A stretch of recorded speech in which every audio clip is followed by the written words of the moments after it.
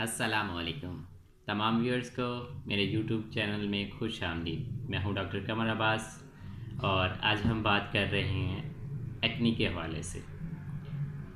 दोस्तों, एक्नी जो है आजकल के दौर में हर टीनेज मेल फीमेल का मसला आ रहा है। तो आज हम इस टॉपिक पे बात करने जा रहे हैं। तो एक्नी बेसिकली टीन एजर्स में मोस्टली हार्मोनिक चेंजेस की वजह से हो रही है। उसके बाद हमारी डाइट, जिसमें फास्ट फूड्स, तली हुई चीज़ों का इस्तेमाल है, इसकी वजह से हो रही है। या फिर हमारे केमिकल्स, सोप्स, क्रीम्स और इस तरह की चीज़ों के इस्तेमाल से बहुत ज़्यादा हो रही है। तो एक्नी की बेसिकली दो टाइप्स हैं, एक्नी वल्गेरिस और एक्नी रोजेशिया। तो दोनों के हवाले से बता देता हूँ डिफरेंस कि किस तरह आप इनको में फ़र्क कर सकते हैं। एक्ने वल्गेरिस में जो दाने निकलते हैं वो गुलाबी रंग के और पीप वाले होते हैं। बाज़ बात पीप के बगैर भी होते हैं। जो एक्ने रोजेशिया में दाने निकलते हैं वो गहरे सुर्ख रंग के होते हैं, रेडनेस होती है। इसी तरह एक्ने वल्गेरिस में दाने जो हैं वो उनकी लोकेशन चेहरे के अलावा सीने और कंधों पर भी होते हैं, राइट। और एक्नी रोजेशिया में जो है सुर्ख रंग के दाने होते हैं और सिर्फ चेहरे पर और गालों पर होते हैं और नाक के इर्द गिर्द भी होते हैं। इसी तरह एक्नी वल्गेरिस में जिल्द की सुर्खी ना होने के बराबर होती है, रेडनेस नहीं होती, स्किन जो है, कलर जो है ठीक होगा। लेकिन जो एक्नी रोजेशिया है उसमें जिल्द जो है खसूसन नाक के इर्द गिर्द बहुत ज़्यादा सुर्ख हो जाती है और आपको जो है बारीक कैपिलरीज स्किन के अंदर जो है वाज़े महसूस होती हैं, स्किन की ब्लड कैपिलरीज। एक्नी वल्गेरिस के अंदर चेहरे पर जो है बारीक खून की रगें नज़र नहीं आती, लेकिन एक्नी रोजेशिया में ऐसा होता है। एक्नी वल्गेरिस में जो है नाक नहीं सूजता, नाक में स्वेलिंग नहीं होती, जबकि एक्नी रोजेशिया में ये कंप्लेंट अक्सर आती है। एक्नी वल्गेरिस जो है वो ज़्यादातर टीन एज में होता है, यंगर्स में होता है। आप 15 साल से 20 साल 25 साल तक की एज के ले लें, उनमें मेल्स फीमेल्स। और इसके अलावा जो एक्नी रोजेशिया है वो टीन एज के अलावा मिडल एज के लोगों में भी इसकी कंप्लेंट्स आती हैं। तो जैसा कि पहले बता चुका हूँ कि एक्नी जो है उसके रीज़न्स में, अगर हाँ काजेज़ में हम जाएं तो उसमें जो है फैटी डाइट हो गई, चिकनाई वाली चीज़ों का इस्तेमाल, तली हुई चीज़ों का इस्तेमाल ज़्यादा, फास्ट फूड, बेकरी फूड्स, और उसके बाद ज़्यादा मसाला जात का इस्तेमाल है। और इसके बाद जो है दूसरी रीज़न में अगर हम जाएं तो हार्मोनिक चेंजेस, टीन एज में जब पहुंचता है बंदा तो उसमें जो है हार्मोनिक चेंजेस हो रही होती हैं, तो उस वजह से भी एक्ने के मसाइल हो सकते हैं। और बाज़ दफ़ा तरह तरह के जो है medicated, non medicated soaps, creams, chemicals वाली वाइटनिंग क्रीम्स, वाइटनिंग सोप्स और इस तरह की चीज़ें यूज़ करने के बाद भी जो है स्किन पे बहुत ही बुरे असरात पड़ते हैं, जिसकी रीज़न में एक्नी का सामना करना पड़ता है। और इसके अलावा जो लोग बाहर रोड पे सफ़र करते हैं और बिना फेस ढके, मास्क के बगैर या हेलमेट के बगैर रोड पे बाइक पे सफ़र करते हैं, तो उसमें भी जो है जो रोड की डस्ट है तो वो स्किन पोर्स में जमा हो जाती है। तो जमा होते होते स्किन पोर्स जो हैं एट दी एंड ब्लॉक हो जाते हैं, उसकी प्रॉपर क्लींजिंग नहीं होती, तो उसके बाद जो है स्किन की पोर्स ब्लॉक होने के बाद स्किन के अंदर इन्फेक्शन शुरू हो जाता है, उसके बायस भी एक्नी हो सकती है। इसके अलावा चेहरे की जो है कलर डल हो जाना, ये भी डस्ट के अल्टरनेट हो सकता है। और इसके बाद इसका प्रॉपर हल अगर बताऊं फेस क्लींजिंग के हवाले से, तो आपको रेगुलर वीकली 1 टाइम जो है एक दफ़ा स्क्रब कर लें, खुद कर लें, या आप जो है सलून जाते हैं तो वहाँ स्क्रब करवा लें आफ्टर शेव या आफ्टर जो है कटिंग। तो उससे जो है आपके पोर्स में जो डस्ट जमा होगी वो क्लीन हो जाएगी।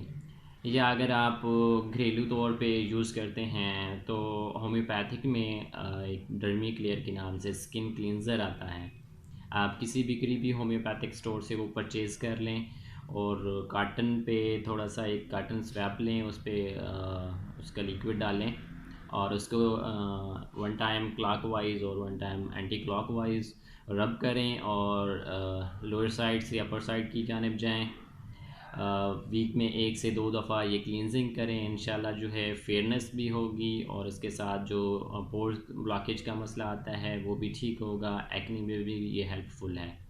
इसके अलावा जो फ्रैंकल्स छाइयाँ बन जाती हैं या कलर डल हो जाता है, उस हवाले से भी हेल्पफुल होगा।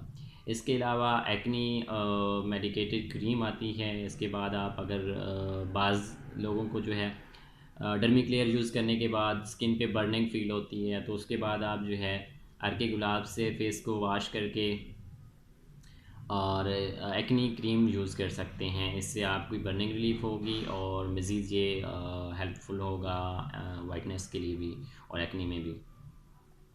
तो अगर होम्योपैथिक ट्रीटमेंट के हवाले से बात करूं तो एक्नी के हवाले से हमारे सिस्टम में जो है मोस्टली कॉमन मेडिसिन यूज़ करवाई जाती हैं। उनमें अस्टेरिया रूबिन्स है, बेलाडोना है, बर्बरस एक्वाफोलियम है, काली ब्रोम है, कलकेरिया फास है, और इसके अलावा बर्बरस एक्वाफोलियम को आप लोकली यूज़ भी करवा सकते हैं। किसी भी करीबी स्टोर से आप वैसलीन पेट्रोलियम जेली ले लें, उसमें आप इसका कम्बिनेशन कर लें, तकरीबन 5 ml जो है ले लें बर्बरस एक्वाफोलियम, और 1 डब्बी जो है इसकी वैसलीन की ले लें।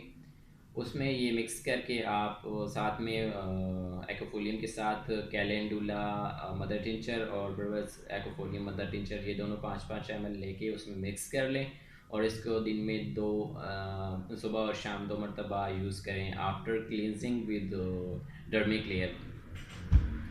तो इंशाल्लाह बहुत अच्छे नताइज मिलेंगे। ओरली लेने के लिए आप वो बर्बरस एक्वाफोलियम मदर टिंचर को ओरल भी ले सकते हैं, 10 ड्रॉप्स सुबह, दोपहर और शाम आधा कप पानी में मिक्स करके 3 टाइम खाली पेट लें। इसके साथ काली ब्रोम 3x में या 30x में आप 5 कतरे जो है इसके सुबह दोपहर, अगर आपको 3x में मिलती है तो टैबलेट फॉर्म में मिलेगी, और अगर 30 में मिलती है तो ड्रॉप फॉर्म में मिलेगी। अगर टैबलेट फॉर्म में मिलती है तो आप इसकी 3-3 टैबलेट जो है सुबह दोपहर और रात लें। अगर रॉ फॉर्म में मिलती है तो आप सुबह दोपहर और रात इसके 5 कतरे आध कप पानी में मिला के पिएँ। अगर आपका एक्नी का जो मसला है मैदे की खराबियों की वजह से हो रहा है, तो उसमें मैं जो ट्रीटमेंट है थोड़ा सा चेंज होगा। उसमें आप एंटम क्रोडम है 30 में ले लें, और लक्समिका 30 में ले लें, कार्बोविट 30 में ले लें। तीनों मेडिसिन का अगर आप कम्बिनेशन तौर पे यूज़ करते हैं या अल्टरनेट यूज़ करते हैं, दोनों सूरत में यूज़ कर सकते हैं। तरीका बता देता हूँ। तीनों मेडिसिन के जो है अगर कम्बिनेशन फार्म में है तो 5 ड्रॉप सुबह, 5 दोपहर और 5 3 हर एक मेडिसिन से लेने हैं आध कप पानी में मिक्स करके। अगर आप अल्टरनेट लेना चाह रहे हैं तो फिर ये है कि आप एंटीमोनियम क्रूडम और सुबह 30 में एंटीमोनियम क्रूडम ले लें, दोपहर को जो है कार्बोविट 30 में ले लें, और रात को नक्समिका 200 में ले लें, एक ही खुराक। इंशाल्लाह इससे जो है मैदे के मसाइल भी बेहतर होंगे, गैस, बदहज़मी और कब्ज़ के जो मसाइल आ रहे हैं, डिकारियाना, वो भी ठीक होंगी, भूख बेहतर होगी, और साथ में जो आपका स्टमक डिसऑर्डर की वजह से एक्नी हो रही है वो भी बेहतर होगी। और इसके अलावा मोस्टली अगर फीमेल्स में कुछ मेंस्ट्रुअल साइकिल डिसऑर्डर की वजह से एक्नी हो रही है तो उसके हवाले से मेडिसिन बता देता हूँ। उसमें स्मेसी फीवर है, पल्साटीला है, ग्रेफाइट है, इसके अलावा सीपिया है। तो ये कुछ मेडिसिन हैं जो फीमेल्स में मेंस्ट्रुअल साइकिल डिसऑर्डर की वजह से एक्नी हो जाने के लिए इस्तेमाल करवाई जाती हैं। इसके बाद इसके साथ आप बर्बरा सैकोफोलियम मदर टिंचर को ओरली और लोकली दोनों फार्म में यूज़ करवा सकते हैं, और कालीब्रोम भी ऐड कर सकते हैं। इसके बाद एक्नी रोजेशिया के हवाले से बता दूं, उसमें चूँकि रेडनेस बहुत ज़्यादा होती है, तो रेडनेस जहाँ भी आएगी आप सल्फ़र और बेलाडोना को याद रखेंगे। अगर जो है उसके एक्नी के जो दाने हैं उनमें बर्निंग है, पेन है, तो उसमें आप सल्फ़र जो है 30 में सुबह नहार मुँह ले लें, और बाकी मेडिसिन जो है उसी तरतीब से यूज़ करें। और अगर बर्निंग नहीं आ रही, रेडनेस है, और जो है आपका फेस में गर्माहट महसूस होती है, तो उस हवाले से आप बेलाडोना 30 में सुबह, दोपहर और रात, और उसके साथ जो है आप आर्सेनिक ब्रोम 6x में अवेल हो तो 6x में 5 कतरे जो है सुबह, दोपहर और रात लें। और अगर 30 में होते हैं तो सेम डोज जो है आप बेलाडोना की अल्टरनेट सुबह, दोपहर और रात 3 टाइम ले सकते हैं। और इसके अलावा जो है अगर फीमेल्स में हैं तो सीपिया 200 वीकली 1 डोज़ ले लें। उम्मीद करता हूँ इंशाल्लाह इससे जो है आपके टीन एज और मिडल एज और फीमेल्स और यंगर एज दोनों